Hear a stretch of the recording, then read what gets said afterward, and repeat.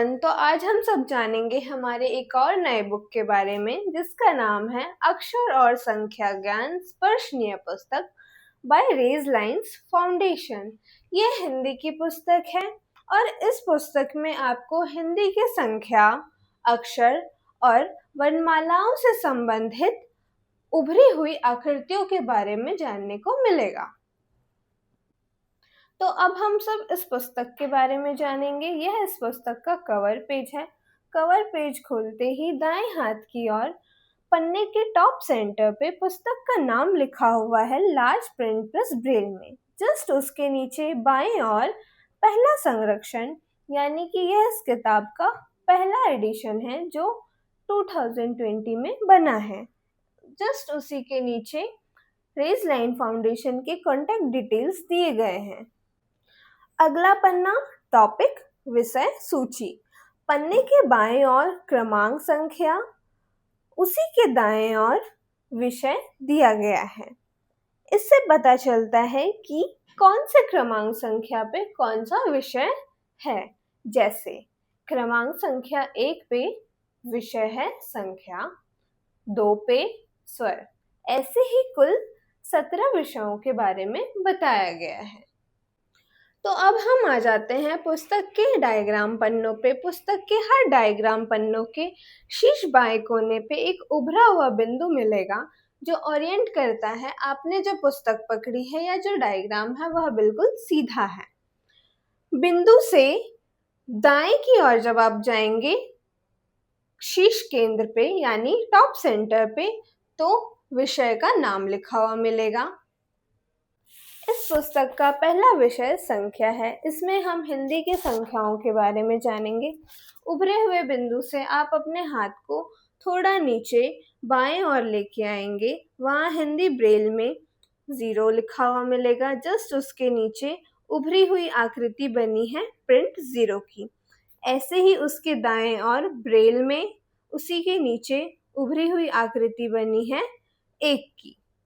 इसके बाद 2, 3, ऐसे ही 0 से 9 तक की संख्या दी गई है।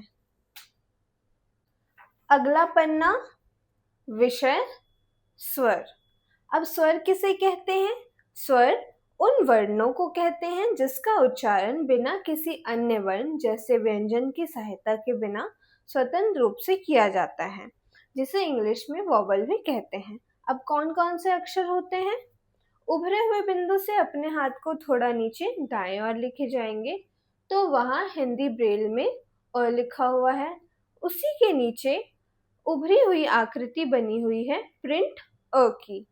उसी के दाएं ओर जब आप जाएंगे पहले ब्रेल में, फिर उसी के नीचे उभरी हुई आकृति है आ की। ऐसे ही अ से आह तक की बारे में बताया गया है इस पन्ने पे। अगला विषय है व्यंजन। व्यंजन किसे कहा जाता है? व्यंजन उन वर्णों ध्वनियों को कहते हैं जिसका उच्चारण करते समय मुख से निकलने वाली वायु रुकावट के साथ बाहर आती है और उन्हें बोलने के लिए स्वरों की सहायता लेनी पड़ती है। इसे इंग्लिश में कॉन्सोनेंट कहते हैं और कुल 33 व्यंजन होते हैं। तो जानते हैं कौन कौन से व्यंजन होते हैं। उभरे हुए बिंदु से अपने हाथ को थोड़ा नीचे दाएं ओर लेके आएंगे। वहाँ हिंदी ब्रेल में क लिखा है। उसी के नीचे प्रिंट क की आकृति बनी हुई है। उसी से और थोड़ा दाएं जाएंगे तो ऊपर ब्रेल में उसके नीचे आकृति है ख की। ऐसे ही उसके और दाएं ग है। इसी तरह आप सबसे नीचे वाली लाइन पे आ जाएंगे तो वहाँ पहले ब्रेल में, फिर उसी के नीचे आकृति बनी है त की। ऐसे ही उसके दाएं थ है, द है। ऐसे ही क से न तक के व्यंजनों के बारे में इस पन्ने पे बताया गया है। इसके बाद आप अगले पन्ने पे आते हैं तो अगले पन्ने पे प से ज्ञ तक के व्यंजनों के बारे में बताया गया है। अब आप जब आगे के पन्नों पे आएंगे तो आगे के पन्नों पे अक्षरों के उदाहरण सहित उभरी हुई आकृतियों को भी दर्शाया गया है। जैसे उभरे हुए बिंदु से दाएं ओर आएंगे तो वहां पे हिंदी ब्रेल में अ लिखा है। सी के दाएं ओर आकृति बनी हुई है प्रिंट अ की। उसके नीचे अ से अनार होता है तो वहां ब्रेल में अनार लिखा है और उसी के साथ ही उभरी हुई आकृति बनी है अनार की। इसी के और दाएं आप जब आएंगे ऊपर की ओर तो वहां पे हिंदी ब्रेल में आ लिखा हुआ है। फिर आकृति बनी है प्रिंट अ की। सी के नीचे अ से आम होता है, आम लिखा है और आम के चित्र को दर्शाया गया है। ऐसे ही आप थोड़ा और नीचे बाएं ओर आएंगे तो वहां पे हिंदी ब्रेल में ई लिखी हुई है, टेक्टाइल दिया हुआ है ई का। उसी के नीचे ई से इमली लिखा है और इमली का चित्र दर्शाया गया है। इसके राइट में ई से ईख बनी हुई है।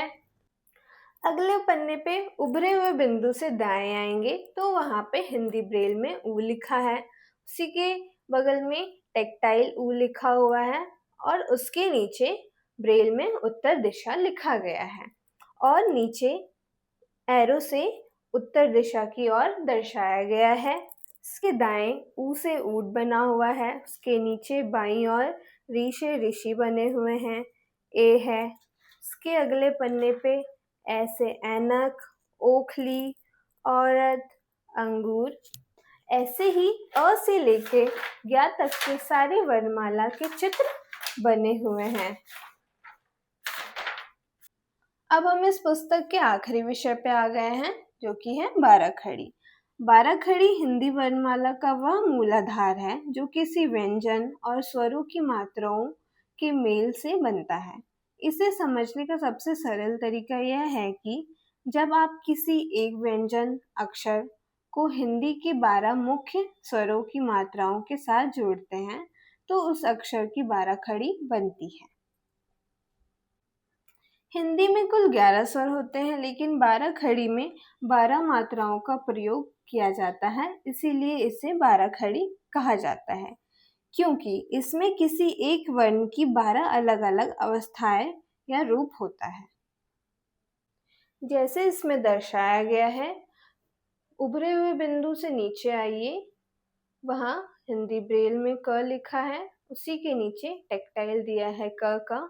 ऐसे ही क को 12 रूपों में दर्शाया गया है क से कह तक। और भी ऐसे इन्फॉर्मेटिव वीडियोस के लिए हमारे चैनल रेस लाइन फाउंडेशन को लाइक, शेयर और सब्सक्राइब करें। Thanks for watching.